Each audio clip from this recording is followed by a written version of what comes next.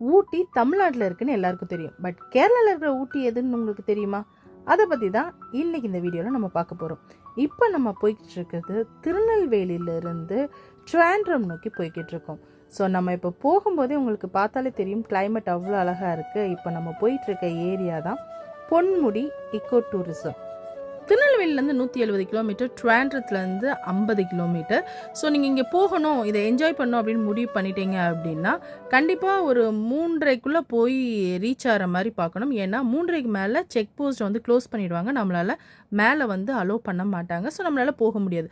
அவ்வளோ க்ரீனரிங்க, அவ்வளோ பசுமையாக இருந்தது. போகும்போதே அந்த கிளைமேட் அவ்வளோ ரம்மியமாக இருந்தது. அதுக்கப்புறம் பார்த்தீங்கன்னா இந்த மிஸ்ட்டை சொல்லவே முடியாதுங்க. அவ்வளோ மிஸ்ட் இருந்தது, அவ்வளோனா அவ்வளோ மிஸ்ட் இருந்தது. கண்டிப்பாக இந்த கிளைமேட்டை என்ஜாய் பண்ணியே ஆகணும். இங்கே வந்து பார்த்தீங்க அப்படின்னா அந்த ட்ராவல் தாங்க கொஞ்சம் டிஸ்டன்ஸாக இருக்குது. மித்தபடி வந்து அவ்வளோ ரம்மியமான ஒரு இடம். ஃபோட்டோ ஷூட் எடுக்கிறதா இருந்தாலும் சரி, ஒரு மைண்ட் ரிலாக்ஸ் ஆகணுன்னாலும் சரி, அவ்வளோ அழகாக இருந்தது.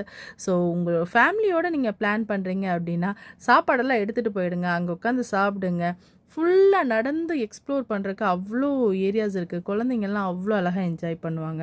ஸோ இந்த பொன்முடியை கண்டிப்பாக நிறைய பேருக்கு தெரியாது.